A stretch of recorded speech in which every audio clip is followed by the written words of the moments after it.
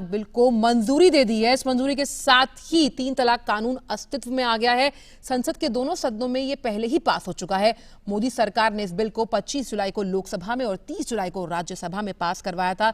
और इसी खबर पर बात करने के लिए सुधाकर जुड़ गए हैं हमारे साथ। सुधाकर, बहुत बड़ी उपलब्धि और एक ऐतिहासिक जीत की अब राष्ट्रपति ने भी इसे मंजूरी दे दी और जल्दी अब कानून बन जाएगा।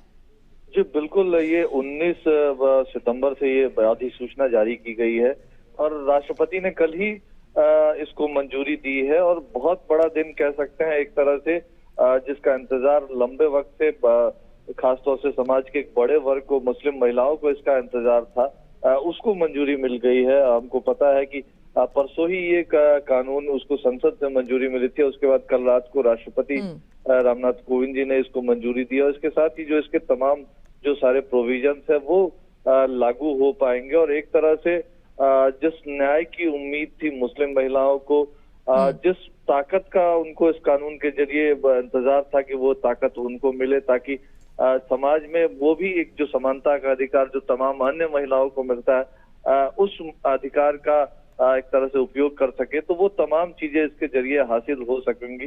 कह सकते हैं एक बड़ा दिन, बड़ा कदम इस लिहाज से भी। बिल्कुल, तो जो अब ये कानून बन जाएगा तो अपने आप में जो ये कुप्रथा है उसको लेकर जो कड़े प्रावधान किए गए हैं, सजा का भी प्रावधान है, तो इसे खत्म करने में एक कारगर कदम साबित होगा ये कानून। जी बिल्कुल बिल्कुल। अब एक तरह से देखिए, सुप्रीम कोर्ट ने जब ये फैसला दिया था इसको लेकर, तो उसके बाद से भी हम लगातार यही बात कर रहे हैं कि बावजूद सुप्रीम कोर्ट के फैसले के करीब पौने 600 मामले मीडिया में रिपोर्ट किए गए और उससे कहीं ज्यादा संख्या में ऐसे मामले थे जो रिपोर्ट नहीं हुए। और ये चीजें ये दर्शाती है कि कहीं ना कहीं एक डिटरेंट की जरूरत थी, एक कानून की जरूरत थी, ताकि इस तरह का अगर कोई कदम उठाता है तो उसको डर ये भी रहे कि उसको सजा भी हो सकती है। 3 साल की सजा का प्रावधान किया गया। हालांकि कई सुझाव थे विपक्ष के, उन सुझावों को लिया गया इस कानून में। उसके लिहाज से ये कहा गया कि अगर पीड़िता है कोई या उसका कोई करीबी रिश्तेदार है, वही एफआईआर दर्ज करा सकता है। मजिस्ट्रेट के सामने अगर पीड़िता चाहे, उनके रिश्तेदार चाहें, तो एक तरह का समझौता भी मजिस्ट्रेट के सामने हो सकता है।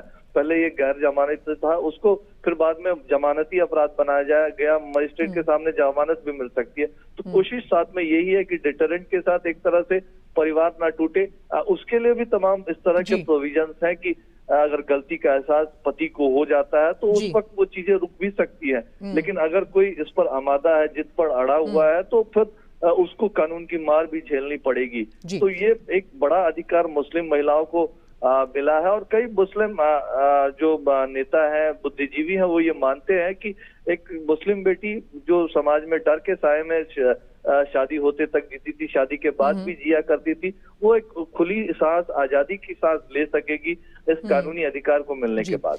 और बहुत संक्षिप्त में सुधाकर आपसे जानना चाहती हूँ कि प्रभावी ढंग से ये कानून कब से अमल में लाया जाएगा? देखिए, अभी तो ये अध्यादेश के जरिए ये लागू है, एक तरह से कह सकते हैं। और इंटरवीनिंग पीरियड के बाद ये इस नोटिफिकेशन की अगर बात की जाए तो 19 सितंबर से ये कानून प्रभाव में आएगा, लेकिन अभी फिलहाल ये अध्यादेश जारी है, तो इसलिए कह सकते हैं कि ये कानून अभी भी लागू है। अगर इस तरह की कोई हिमाकत गलती करता है उसके ऊपर ये कानून के प्रोविजंस अप्लाई होंगे। बिल्कुल, बहुत बहुत शुक्रिया सुधाकर इन तमाम जानकारियों को हमसे साझा करने के लिए। तो 3 तलाक को अब कानून बनने से कोई नहीं रोक सकता। राष्ट्रपति ने भी उसे मंजूरी दे दी है और जो